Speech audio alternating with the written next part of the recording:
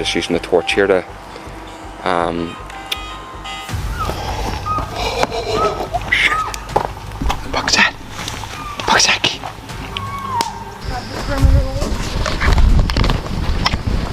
Guys, my heart is beating so fast right now. Tonight, we look at 6 disturbing camping encounters caught on camera. Real moments, real danger. Don't forget to subscribe for more terrifying footage like this. Let's begin. Tonight's next unsettling moment comes from Kayla, a van life content creator who documents her raw and personal travel experiences on the road. On May 7th, 2025, she embarked on a solo drive from Chicago to Houston, accompanied only by her dog. After parting ways with her family, Kayla began her trip, juggling typical road trip challenges, minor vehicle upkeep, quick grocery runs, and a stretch of cold, gloomy weather. By the time night arrived, exhaustion had clearly set in. Searching for somewhere to rest, she discovered the nearby motel was already at full capacity. With limited choices, she opted to discreetly park in the motel's lot, hoping to stay under the radar and catch a few hours of sleep.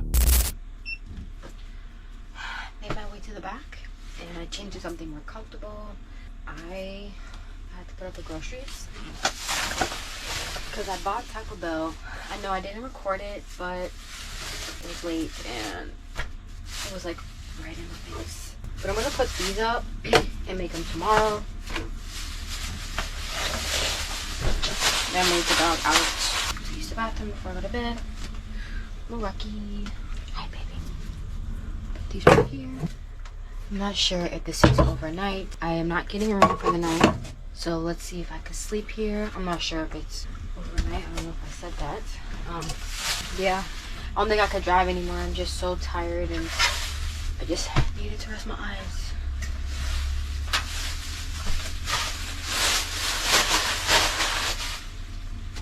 Go outside. Go. I think he's ready to go outside. Wait a minute. Come on. Come on. God, that was really loud.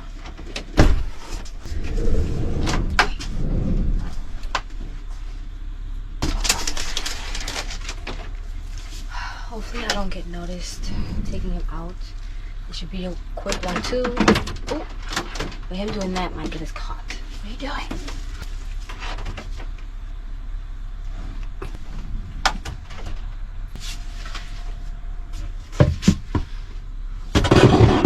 Oh, that was really loud.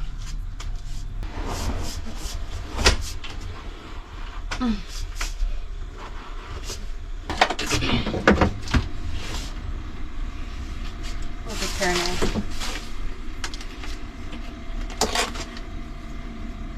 Sandwiches are still cold.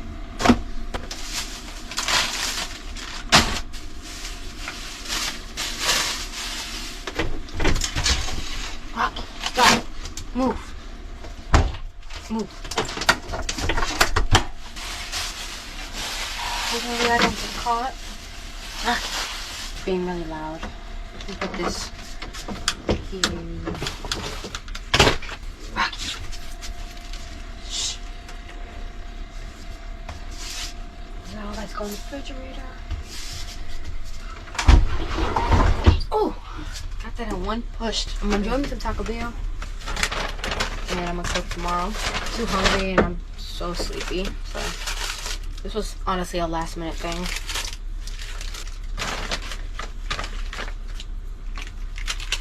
I drove 7 hours straight. I'm exhausted. I think we have about 8 more. Oh, bless you. I think we have about 8 more hours left when I get back home, which is really decent. You need to be quiet.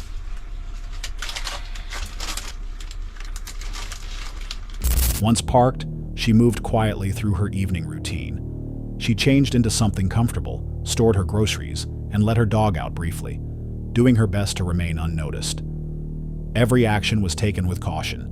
Lights kept low, sounds minimized, and movements kept quiet. She was well aware that staying overnight in a place like this without a reservation might invite unwanted attention.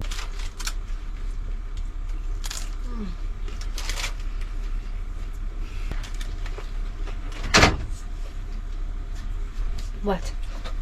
I'm gonna take a few more bites of this, and I'm gonna bring the dog back in because I don't want to get noticed. And I don't want to be kicked out. Where's the bathroom? Go. Go ahead, Rock. Oh, you just want my food. You ate already. Move. No. Go.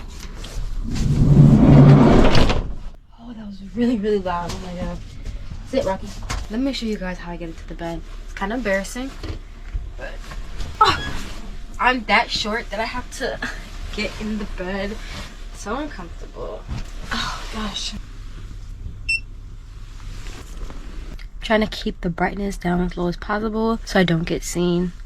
But I'm gonna try to get some rest. I got a long day tomorrow. Get up early in the morning and continue to drive. Despite her exhaustion after a full day of driving, she took a moment to eat, check her surroundings, and prepare for the night ahead. The plan was simple: rest for a few hours, then continue her trip early the next morning. Eventually, she climbed into bed, doing her best to get comfortable. Outside, the sound of distant traffic and the occasional gust of wind created a strange but familiar atmosphere. For a brief while, it seemed like she might actually be able to rest undisturbed. But then, things changed.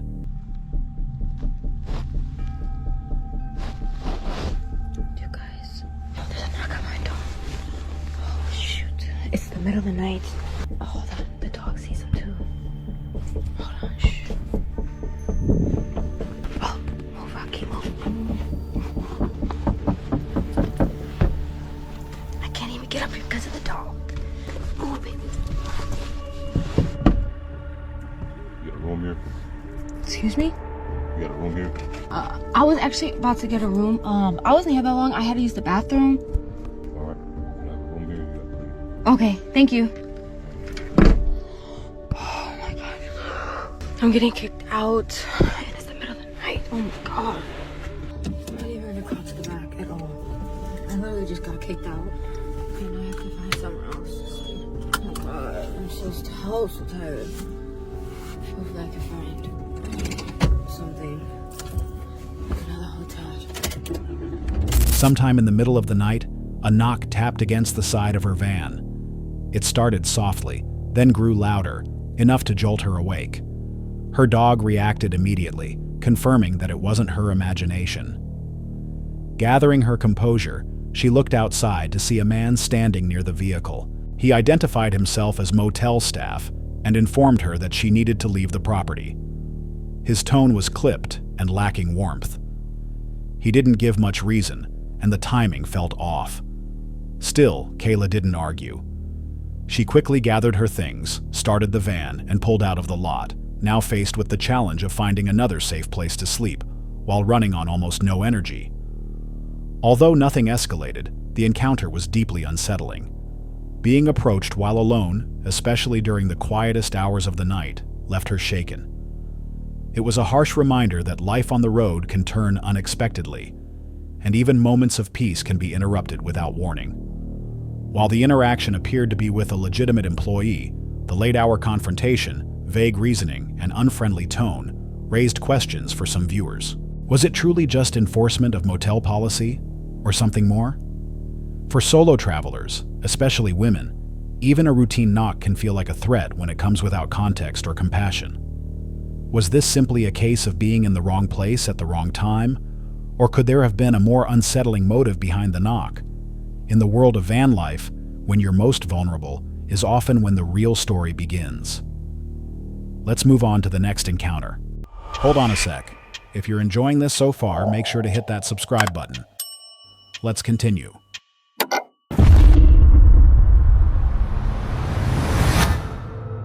On September 12, 2024, the YouTube channel Stay Haunted released a video that took viewers deep into one of the United Kingdom's most infamous paranormal zones, Ball Boy Forest.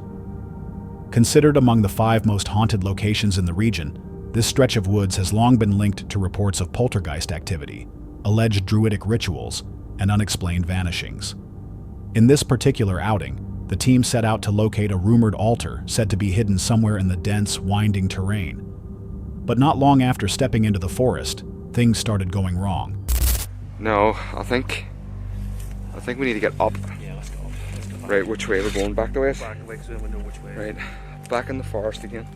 My light's having a meltdown. I don't understand why it's flashing like that. Because it's fully charged. What? Yeah, all the trees are all broken. Oh my god. It's crazy. Yeah, my thing's died. Here. Fully charged light. And it's dead. What the hell, like? Oh, I don't know what this is doing.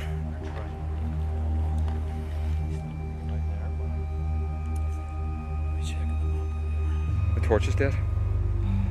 Look at this. Fully charged battery, charge of 4 left, and it's dead. Right. We're here. Uh-huh. I want to get to here.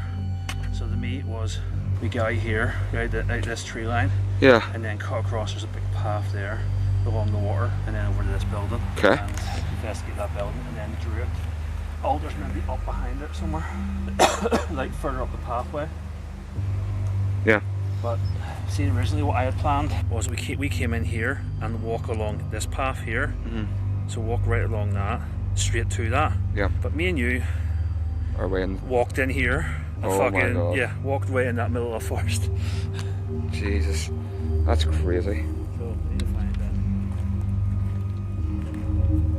that. Their lights began malfunctioning almost immediately. Torches that were fully charged began flashing erratically, or shutting off entirely. The group quickly lost their sense of direction.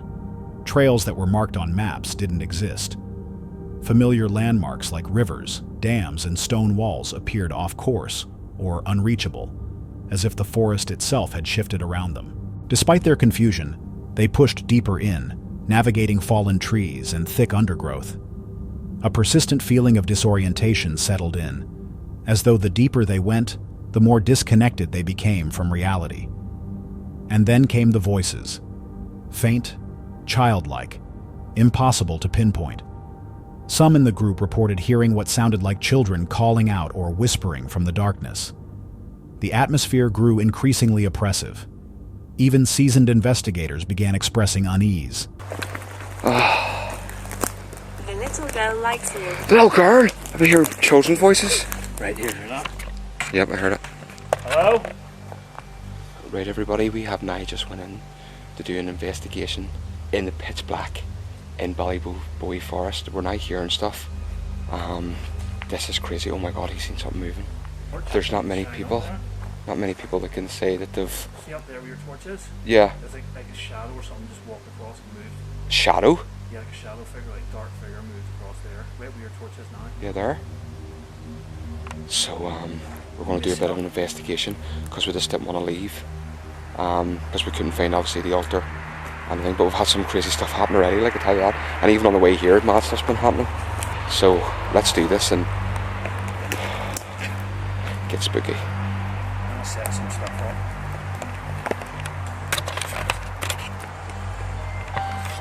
He's just using the torch here to put the equipment out. Like, look at this here, like, see when I turn round, as always, if you don't believe us, that's what I'm seeing right now. Oh my god. The camera's just like, nope.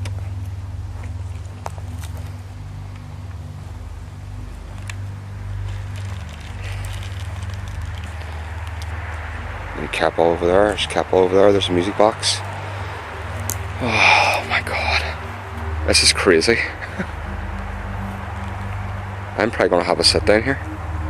Every step felt heavier. The forest floor had turned treacherous, filled with thick mud, sudden puddles, and terrain that felt like it could swallow a person whole. But then, something shifted. A music box the team had set up, placed as part of their investigation equipment, began playing on its own. No one was near it. No wind touched it. It activated repeatedly, often shortly after they asked for a sign. The sound cut through the forest like a taunt. What came next pushed the group beyond fear. They came across a set of small, damp children's clothes, fresh, hanging from a tree limb. No one remembered seeing them before. The group had passed that exact spot earlier in the night, and the tree had been empty. Now, the clothing swung gently in the wind, as though waiting to be noticed. Panic took over. They decided to end the investigation immediately and attempted to retrace their steps. But the forest no longer made sense. Paths had vanished. Familiar points of reference were gone. For 2 hours they wandered, trying to reach the road, second-guessing every turn, every sound. Eventually, they emerged, shaken and silent. Back in the car, there was a lingering stillness. The team looked drained, mentally and emotionally. In the outro, the host tried to explain what had happened, but even he admitted things had escalated far beyond what they were prepared for. Ballboy Forest didn't chase them. It didn't need to. It waited. It observed. And somewhere within those tangled trees, the altar remained unfound. Or perhaps it found them. The combination of environmental manipulation, malfunctioning equipment, misdirection, time distortion, and the appearance of symbolic elements like the music box and children's clothing suggests more than just folklore. Whether it's paranormal energy or psychological suggestion amplified by isolation and fear, the forest seems to warp both space and perception. Some viewers speculate that it may not be a single spirit, but rather the forest itself acting as a sentient entity. Did the team truly escape, or did the forest simply let them go? And if the altar was never found, was that because it doesn't exist, or because it doesn't want to be discovered? Let us know what you think in the comments below. Up next, another encounter that may change how you look at the woods forever.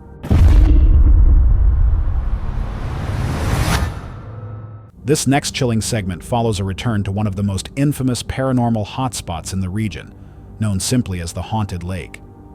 Unlike previous visits, this time the host entered the forest alone, accompanied only by his dog, Kia. What unfolded was a night marked by mounting unease, strange disturbances, and a confrontation with something that defied explanation. Before setting out, the host references an online review left by a previous visitor. The post described being chased away by an unknown figure in the woods, an account he initially questions, unsure whether it was a hoax or genuine. I'm back. I'm alone. The only thing I got with me is my dog child. We're gonna go camp out over at the Haunted Lake there. That's a place where a lot of paranormal stuff goes down. Now, Angelo found a review of some guy. I don't know if this guy was trolling or not, but after our first time coming here, we found a review stating that some guy came and was chased out by someone lurking in the forest here. I have no idea if that's real. Kind of seems weird and odd to me, but it's a legit review. Someone wrote that. I mean, if there is people out here or somebody trying to scare people out, then we're kind of fakey. Anyways, we made it. I've been driving for about 10 to 12 minutes down this dirt path, and we finally just pulled up. I'm maybe like a 10-minute drive up the road from Haunted Lake. I'm completely by myself. No other human is with me. Angelo, in fact, I'm pretty sure he's back in Ontario as of right now, as I'm speaking, legit. And yeah, it's just me and Kia. So we're gonna take on the spot alone. I mean, I'm gonna drive up there right now, but the weird thing is we know that there is something lurking up in here. I don't know if it's a person, but I do remember when I came with Angelo, we went up to where the Haunted Lake is located, where the actual haunted stuff goes down. We were just checking it out, but I remember coming back to the campsite and our camp was ransacked. It was looted. Nothing was really taken, like nothing important, but somebody ransacked it. So that's kind of nerve-wracking. We're gonna have to keep an eye out for that. It's Kia's first time here, so what I'm gonna do is drive up to the site, set up the tent, have a little cookout, and yeah, take on the night, because man, it's gonna be another one of those nights, guys, where we don't know what the hell's gonna happen. Kia, you ready? We'll go? We'll go for an adventure. Let's go. We gotta go up. What's up, baby? What's going on? No, we're not walking that way. That's the way back. We gotta go this way. But the eerie details remain in the back of his mind as he sets out on his journey. After traveling along a rough dirt road for over 10 minutes, he arrives near the lake, noting that he is completely alone and far from any help. Aware of the area's unsettling history, including an earlier experience where his campsite was mysteriously ransacked, he remains alert while setting up his tent and preparing for the night ahead. From the beginning, the forest feels off. The air is unnaturally still. No sounds of wildlife, no insects, just silence. Even Kia, usually reactive to animals or people, remains unusually subdued. Her calm yet focused demeanor sends the first signal that something may be nearby. As the host gathers firewood and begins preparing a simple meal, he hears strange noises echoing through the forest.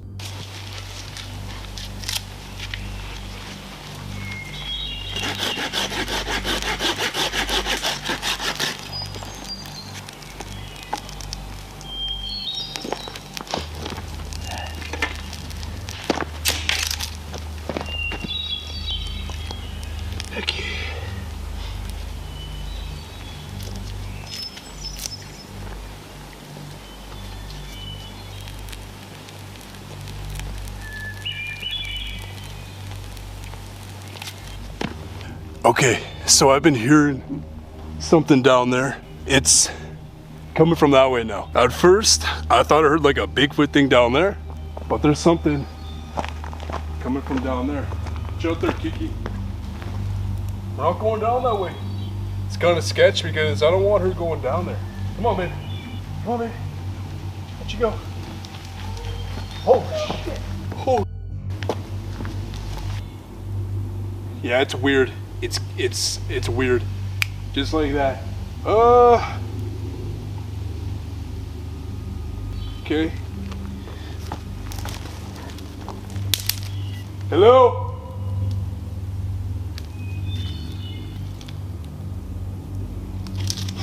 At first, they seem random, perhaps animals.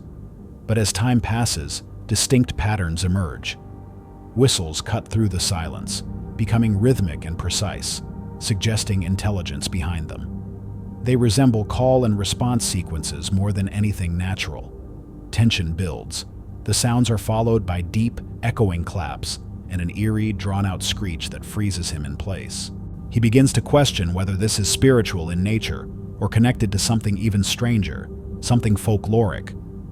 A series of noises continues, including what he identifies as a vocalization commonly associated with Bigfoot reports. It's loud, guttural, and disturbingly close. Thought I just heard a whistle from behind the camera. It's coming from a haunted lake. The lake is that way.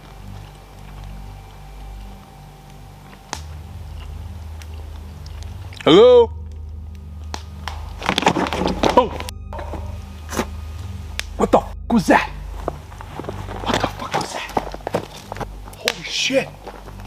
What the f is that?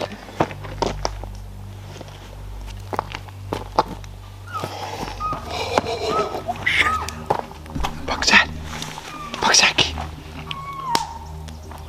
Holy shit!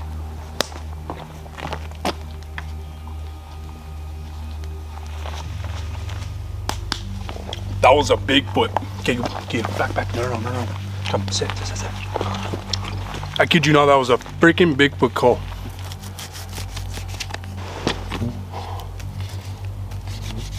Holy shit.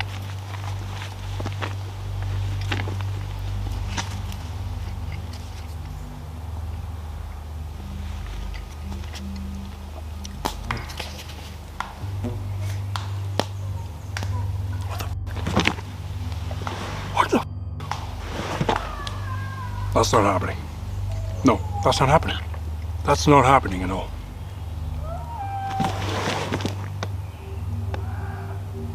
The energy of the area seems to shift. The fire flickers weakly. The air grows heavy. He describes a sensation of emotional and physical drainage, as though something unseen is leaching energy from him. Goosebumps cover his skin. He speaks openly about the overwhelming sensation of being watched, of something hovering just beyond his reach. The flashlight begins to malfunction, flickering at the worst possible moment. Man, I feel... Holy shit. I feel like as soon as I pulled up and got out and started doing things here, like in this campsite, my energy started being pulled and drained. As of right now, I feel like something spiritual is it's hitting me right now. Like I have goosebumps. I legitimately have goosebumps right now. This is kind of bad. Yeah, you can see the goosebumps on me. Shit, man.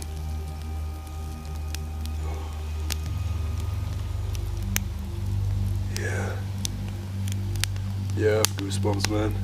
Feels like something is doing this to me.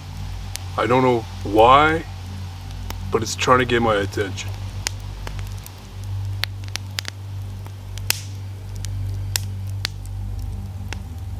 Wow, sitting here, there's so much spiritual energy coming. So yeah, I could have heard a Bigfoot somewhere, but also right now, there's a lot of spiritual, like passed on people, probably somebody who used the land, however, hundreds of years ago. Man, I feel like my brain's just sideways right now. Oh. I don't know what this is. Shaken, the host decides to cut the investigation short. His voice trembles as he recounts what happened. Whether the force he encountered was the one mentioned in the review, a lingering spirit, or a cryptid native to these woods, the experience leaves a deep mark. Unlike jump scares or staged theatrics, what stands out most is the emotional toll. The overwhelming sense of being hunted, observed, and drained by something that refused to be understood. The encounter combines elements commonly associated with both spiritual activity and cryptid folklore. The mimicry, the auditory patterns, and the environmental disruption suggest an intelligent force, perhaps something tied to the land itself. Whether paranormal, interdimensional, or biological, the behavior displayed mirrors reports from other high-strangeness locations. Was this the same entity described in that online review? Or did he stumble into something far older, something watching long before the first human passed through these woods? Whatever it was, it didn't need to show itself to be terrifying. Let us know your thoughts in the comments below, and brace yourself for what comes next. The following footage comes from a YouTuber known as Saucy Seth, whose content typically focuses on off-grid van life, solo camping, and eerie explorations. On October 2nd, 2024, he set out to spend the night near a site shrouded in local legends. Tower 12, an old coastal watchtower tucked inside Cape Henlopen State Park. After researching unsettling stories tied to the tower, Seth made his return under cover of nightfall, accompanied only by his dog, Stella. The conditions were grim. Constant rain, total darkness, and an oppressive silence cloaked the area. It's like 9:30 right now, and it's pitch black outside. I'm gonna be so freaking honest with you guys. Like, I'm scared this right now. It's like just now hitting me that I'm the only person out here. Like, I'm in this parking lot, this sketchy parking lot. There's like 2 lights, and I'm the only person in this parking lot. I don't know if I'm just like, if my brain is playing tricks on me, but I feel like I can hear everything outside right now. You know, just thinking about the stories and all the experiences out here. Like, I don't know if they're real or not, or, you know, but hopefully I can just get in there, walk around, check it out, and then leave. I'm gonna be watching Stella, making sure she's good, but we're gonna do it because I said I was gonna do it. I'm here. Yeah, let's go. Stella, you ready? All right. From the beginning, a sense of dread hung in the air. Parked alone in an empty lot, lit only by 2 dim overhead lights, Seth openly admitted to feeling overwhelmed. The stillness made every sound, however small, feel unnaturally loud. The absence of other people only intensified his sense of vulnerability. I don't know if you guys can tell. It's raining right now. Guys, my heart is beating so fast right now. We're going down the trail. I don't know. I don't really have a flashlight. Okay, the watchtower is up here. I'm gonna show you guys Stella so you can see her, how she's reacting right now. But the watchtower is over there. I don't know if you guys can see it. It's raining right now, and this is I'm not gonna lie, like, I definitely feel like a very dark energy around here. Hell nah, bro. The energy around this just does not feel right. Alright guys, I gotta get out of here. What was that? Shh. Run.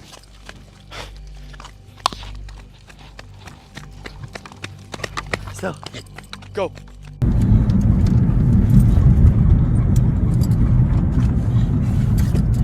Alright, so it's the next day and I was kind of watching the video and I noticed that you guys couldn't see, which is my bad. I did not have a flashlight, which I learned. I thought my phone flashlight was going to be a lot brighter, but you guys couldn't see anything. So next time I'm bringing a flashlight so you guys can see the whole thing. But I don't know if I was tripping or if I was hearing things, or like I said, if my brain was playing tricks on me.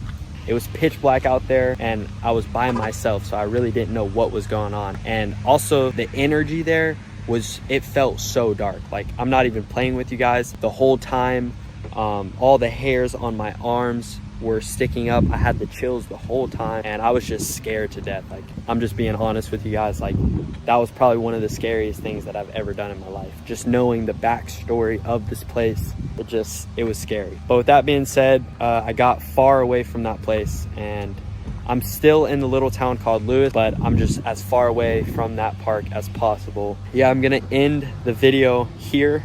Thank you guys so much for watching. I'll see you guys next. As he walked the trail toward the tower, heart pounding, he documented his experience.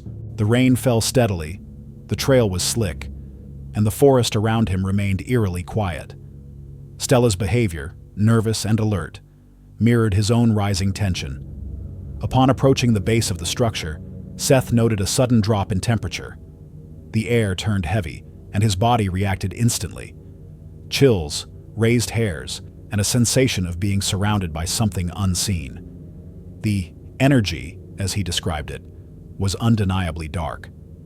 That moment didn't last long. Suddenly, something, whether real or perceived, triggered a response in Seth. Without warning, he grabbed Stella and ran, sprinting back to his vehicle in full retreat. The camera shakes as he scrambles to get away from whatever had startled him. The next day, Seth reviewed the footage and reflected on the experience. He admitted that due to poor lighting, little could be seen in the recording. Yet despite the lack of visual evidence, the emotional impact lingered. He couldn't shake the sense that something had been out there, something tied to the tower's grim reputation. He recalled how every instinct told him to leave, and how the environment felt spiritually wrong the entire time. From the intense fear to the physical sensations he experienced, Seth concluded it had been one of the most terrifying nights of his life. While no physical evidence was captured on video, the psychological weight of the environment can't be ignored. Tower 12's remote location, combined with its haunted reputation, likely primed Seth for heightened perception.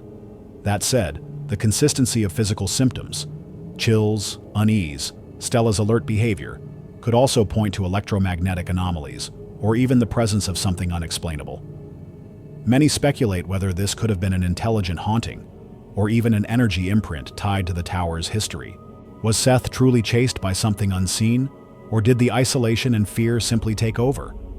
Could Tower 12 be more than just a relic of wartime history, perhaps a vessel for something darker? Let us know your theory in the comments.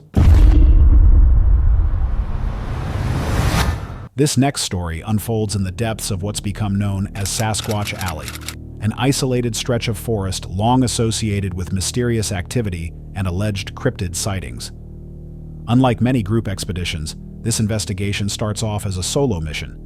The content creator known as Grassman heads out alone, preparing for a multi-day stay in an area he's never previously camped. It's spring, and although the region is usually plagued by swarms of mosquitoes, thanks to a sluggish creek nearby, the conditions seem unusually calm. To discourage unwanted company, Grassman sets up 2 tents even though he's by himself. The idea is simple: create the illusion that he's not alone. One tent is used for sleeping, while the other holds his equipment, including an audio recorder and a GoPro aimed at the tree line. With years of experience and a variety of setups for different conditions, Grassman is well prepared. As daylight fades, he surveys the area around his camp. He spots bent tree limbs and footpaths near the water's edge, signs of recurring wildlife activity. I was dead tired, so I went to bed around 9 p.m. and my second tent, I have my Zoom recorder inside there.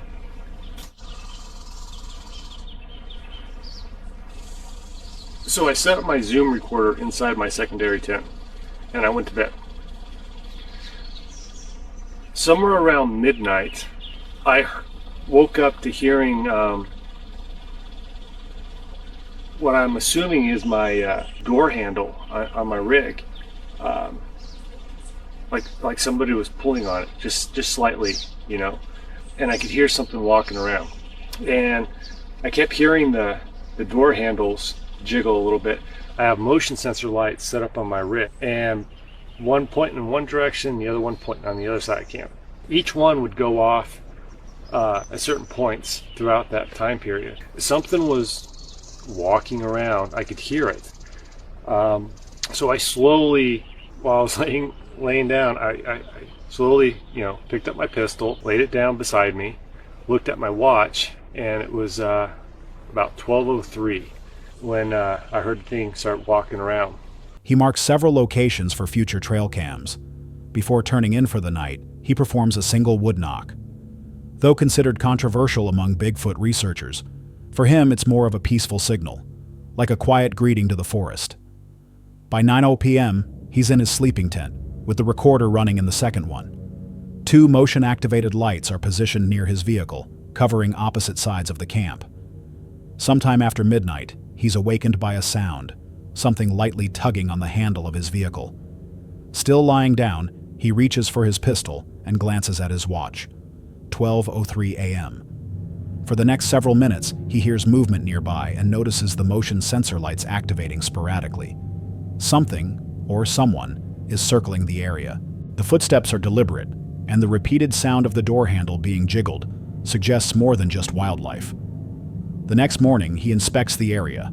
The thick grass and hard soil yield no footprints, and his game cams didn't capture any significant footage. But on the car door, he spots something strange. A small, greasy handprint with 4 visible fingers. It's not especially large, but it doesn't match his own hand either, and he hadn't touched that section since before the trip. There are no other smudges on the vehicle, just that single print. A subtle but chilling trace of whatever passed through the camp. What makes this incident compelling is the absence of theatrics. Grassman handles the encounter with methodical calm, relying on his tools, instincts, and years of experience. The handprint, though not conclusive, remains the only tangible clue, left deliberately or accidentally by something that chose to approach his vehicle without ever making its presence fully known. Was it a person, an animal, or something far stranger? And why just one handprint? Why that spot? Let us know your theory in the comments. Could you sleep through something like that? The following disturbing footage originates from a channel called Exploring the Unknown, which specializes in real-life encounters with eerie and often inexplicable situations, usually captured during camping trips in secluded or abandoned places. On September 4th, 2021, what started as a quiet evening beneath the stars quickly unraveled into something far more unsettling. Was that a whistle? I think so.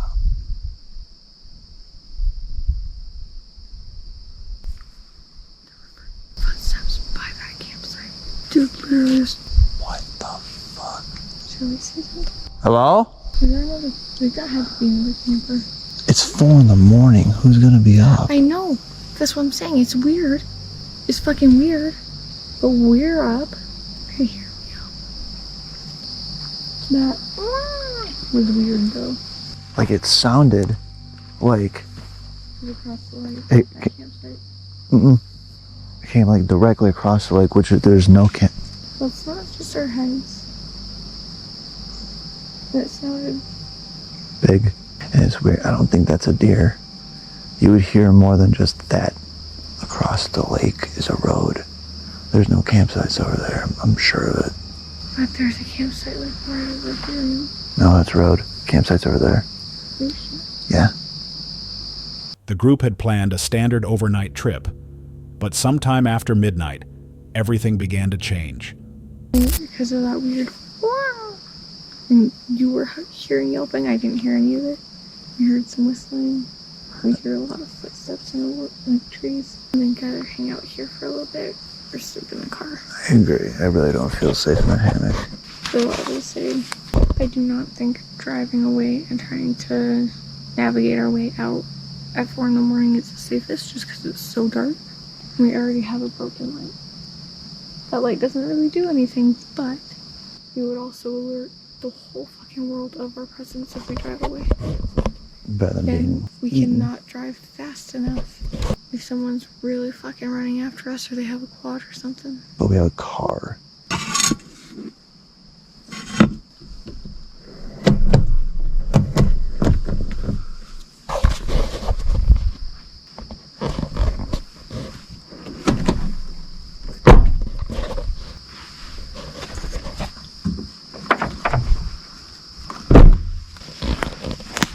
And we got a headlight.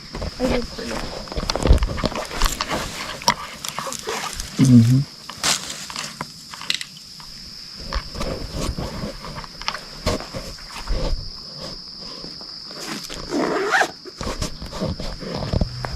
It began subtly, with distant yelps, the sound of branches shifting, and an occasional high-pitched whistle echoing through the forest. At first, they dismissed it as harmless background noise, but it persisted. Soon, what sounded like deliberate footsteps neared their campsite. The group began to question what they were hearing. They searched the area briefly but found nothing. One of them pointed out that the whistling seemed to come from across the lake, a section with no known campsites. A dark suspicion started forming. They might not be alone. By 4 a.m., they were abruptly awakened by heavy rustling just outside their tent. Again came the footsteps, calculated, muffled, and haunting. The fact that these sounds came from across the lake, where no one was supposed to be, only added to the dread. Some suggested abandoning their hammocks to sleep in the car. Others were hesitant to drive out, citing poor visibility and mechanical issues with their vehicle.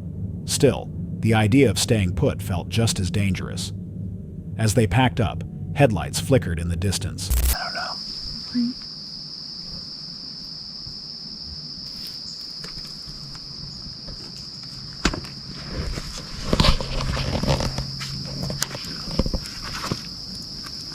I almost feel like I hear quad driving.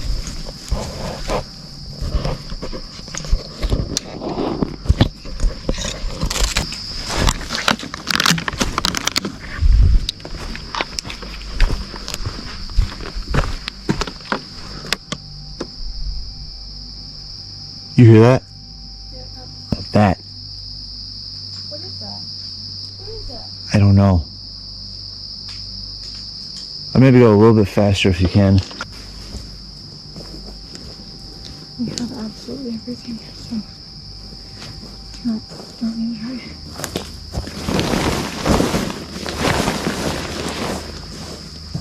I don't know what to do.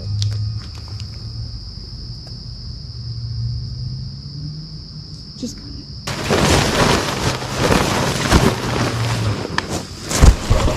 There's a car coming. grab the perimeter light.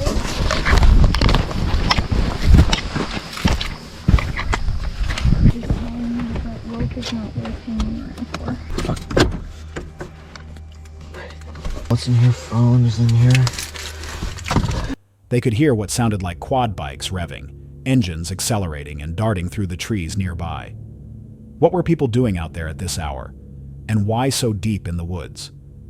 From that point on, the group knew. Whatever was out there, it was no coincidence.